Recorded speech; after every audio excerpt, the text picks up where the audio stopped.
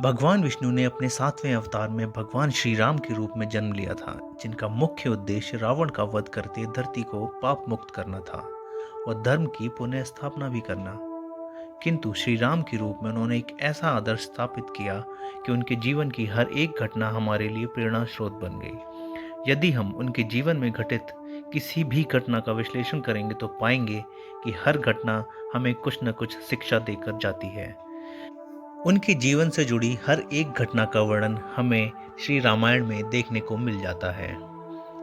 तो आज हमारे इस वीडियो का मकसद आपको रामायण में वर्णित कुछ ऐसे मुख्य स्थानों के बारे में बताना है जिनके बारे में शायद आपको नहीं पता होगा।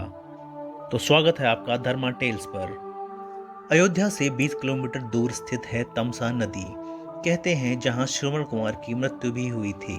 एक किंवदंती के अनुसार जब श्री राम ने अयोध्या छोड़ी थी तो सबसे पहले उन्होंने तब तमसा नदी को ही पार किया था। उन्हीं के नाम पे यहाँ पे रामचौरा घाट के नाम से एक जगह भी विख्यात है। इस नदी को टोंस नदी भी कहते हैं। यह आजमगढ़ और मऊ जिले में बहती हुई बलिया के पश्चिम में गंगा में मिल जाती है। तमसा नदी को पार कर श्री राम प्रयागराज से 20-22 किलोमीटर दूर स्थित श्रवणकेश्वर तीर्थ पहुंचे, जो कि निषाद राजगो का राज्य भी था। यहाँ पर गंगा के तट पर उन्होंने केवट से गंगा पार करने को कहा था।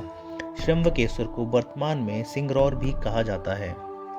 सिंगरौर से श्री राम गंगा पार कर एक गांव में रुकते हैं, जिस गांव को कुरई गांव भी कहते हैं। उस कुरई गांव से आगे चलकर श्री राम अपने भाई लक्ष्मण और पत्नी सहित प्रयाग पहुंचते हैं।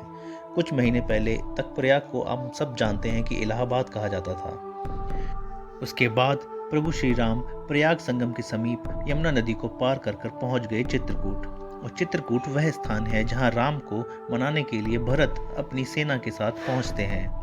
उस समय तक दशरथ जी का देहांत हो चुका होता है और भरत यहाँ से श्री राम जी की चरण पादुकाएं लेकर अपने राज्य वापस लौट जाते हैं। चित्रकूट के पास ही एक जगह है जिसे हम सतना कहते हैं, जो कि मध्य प्रदेश में स्थित है। यहाँ ऋषि अत्रि का आश्रम भी है। ऋषि अत्रि जो कि सती अनसुईया के पति भी थे, उन्हीं के आश्रम में श्री राम ने कुछ समय व्यतीत किया और इस जगह को राम वन भी कहते हैं। चित्रकूट से निकलकर श्री राम घने वन में पहुंचे। असल में यही वह स्थान था जिसे दंडकारण्य भी कहा जाता था। मध्य प्रदेश, छत्तीसगढ़ और महाराष्ट्र के कुछ क्षेत्रों को मिलाकर दंडकारण्य था। दंडकारण्य में छत्तीसगढ़, ओडिशा व आंध्र प्रदेश राज्यों के अधिकतर हिस्से शामिल हैं। आंध्र प्रदेश का एक शहर भद्राचलम गोदावरी नदी के तट पर बसा है और यहीं पर श्री राम और सीता जी का मंदिर भी है। यह मंदिर बहुत ही प्रसिद्ध है। कहा जाता है श्री राम ने अपने वनवास के दौरान कुछ दिन भद्रगिरी पर्वत पर भी बिताए थे। एक स्थानीय मान्यता के अनुसार दंडकारण्य के आकाश में ही रावण और जटायु का युद्ध भी हुआ था और जटायु के कुछ अंग दंडकारण्य में आकर गिरे थे। ऐसा माना जाता है कि दुनिया भर में सिर्फ यहीं पर जटायु का एकमात्र मंदिर है। जटायु की स्मृति नासिक से 56 किलोमीटर दूर ताकेड़ गांव में सर्वतीर्थ नामक स्थान पर संरक्षित है। इस स्थान को सर्वतीर्थ इसलिए कहा जाता है क्योंकि यहीं पर मरणासन जटायु ने सीता माता के बारे में बताया था। उसके बाद श्री राम ने यहीं पर अपने पिता और जटायु का श्राद्ध तर्पण भी किया था। रामालय से 1 घंटे की दूरी पर स्थित है पर्णशाला, जिसे पंचशाला भी कहते हैं। पर्णशाला आंध्र प्रदेश में खम्मार जिले के भद्राचलम में स्थित है। पर्णशाला गोदावरी नदी के तट पर स्थित है। मान्यता यह है कि यही वह स्थान है जहां से सीता जी का हरण हुआ था। हालांकि कुछ लोग इसे मानते हैं कि इस स्थान पर रावण ने अपना विमान उतारा था।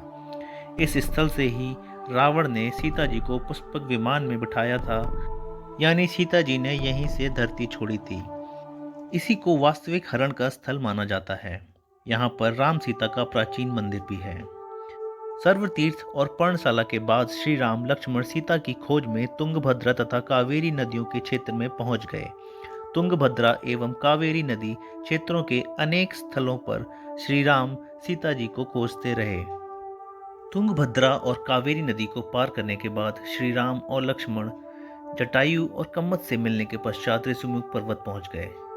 रास्ते में वो पंपा नदी को पार करते हुए शबरी आश्रम भी पहुंचे। तुंगभद्र नदी का पुराना नाम पंपा है और इसी नदी के किनारे बसा है हम्पी। पौराणिक ग्रंथ रामायण में हमें हम्पी शहर का उल्लेख मिल जाता है।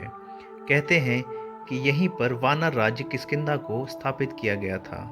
केरल का प्रसिद्ध सबरीमल मंदिर तीर्थ इसी नदी के किनारे स्थित है। इसके बाद मलय पर्वत और चंदन वनों को पार करते हुए वे ऋषिमुख पर्वत की ओर बढ़े। यहाँ उन्होंने हनुमान और सुग्रीव से भेंट कर कर सीता के आभूषणों को देखा। उसके बाद श्री राम ने वाली का वध किया। ऋषिमुख पर्वत वाल्मीकि रामायण में वर्णित वानरों की राजधानी किष्किंधा के निकट स्थित है। यहीं एक पास की पहाड़ी को मतंग पर्वत भी कहा जाता है। इसी पर्वत पर मतंग ऋषि का आश्रम है, जो कि हनुमान के गुरु भी माने जाते हैं। हनुमान और सुग्रीव से मिलने के बाद श्री राम ने वानर सेना का गठन किया और लंका की ओर चल पड़े। तमिलनाडु की एक लंबी तटरेखा है जो कि लगभग 1000 किलोमीटर लंबी है। यहाँ श्री राम की सेना ने पड़ाव डाला और श्री राम ने अपनी सेना को कोड़ीकरई में एकत्रित करके विचार विमर्श किया। लेकिन श्री राम की सेना ने उस स्थान के सर्वेक्षण के बाद जाना कि यह स्थान समुद्र को पार करने लायक नहीं है और न ही यहाँ से पुल बनाया जा सकता है। श्री राम की सेना ने फिर रामेश्वरम की ओर कूच किया। रामेश्वरम तट एक बहुत ही शांत तट है। यहाँ का छिछला पानी सन बाथिंग के लिए बहुत ही आदर्श माना जाता है। महाकाव्य रामायण के अनुसार भगवान श्री राम ने लंका पर चढ़ाई करने से पहले यहाँ भगवान शिव की पूजा की थी। रामेश्वरम का शिवलिंग श्री राम द्वारा स्थापित शिवलिंग है। वाल्मीकि के अनुसार 3 दिन की खोजबीन के बाद श्री राम ने रामेश्वरम के आगे समुद्र में वह स्थान ढूंढ निकाला जहाँ से आसानी से श्रीलंका तक पहुँचा जा सकता हो। उसके बाद फिर उन्होंने नल नील की मदद से वहां पर पुल निर्माण का फैसला लिया। धनुषकोटी भारत के तमिलनाडु राज्य के पूर्वी तट पर रामेश्वरम द्वीप के दक्षिणी किनारे पर स्थित एक छोटा सा गांव है। धनुषकोटी पम्बन के दक्षिण पूर्व में स्थित है। इसका नाम धनुषकोडी इसलिए है क्योंकि यहाँ से श्रीलंका तक वानर सेना के माध्यम से नल और नील ने जो पुल बनाया था उसका आकार मार्ग धनुष के समान ही दिखता है। धनुषकोडी ही भारत और श्रीलंका के बीच एकमात्र स्थलीय सीमा है जहां समुद्र नदी की गहराई जितना है। इसमें कहीं कहीं भूमि भी नजर आती है।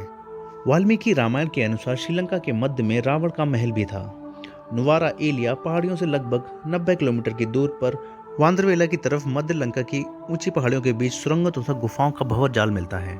यहाँ ऐसे कई पुरातत्व अवशेष भी मिले हैं जिनकी कार्बन डेटिंग से इसके सही समय का पता भी निकाला गया है। श्रीलंका में नुआरा एलिया पहाड़ियों के आसपास स्थित रावण फॉल, रावण की गुफाएं, अशोक वाटिका, खंडहर हो चुके विभीषण के महल आदि की पुरातात्विक जांच से इनके रामायण काल के होने की पुष्टि होती है। आजकल भी इन स्थानों की भौगोलिक विशेषताएं, जीव, वनस्पति तथा स्मारक आदि बिल्कुल वैसे ही हैं जैसे कि रामायण काल में वर्णित किए गए हैं। तो दोस्तों आज के लिए बस इतना ही और मिलते हैं अपने एक नई वीडियो में। तब तक के लिए धन्यवाद। जय श्री राम।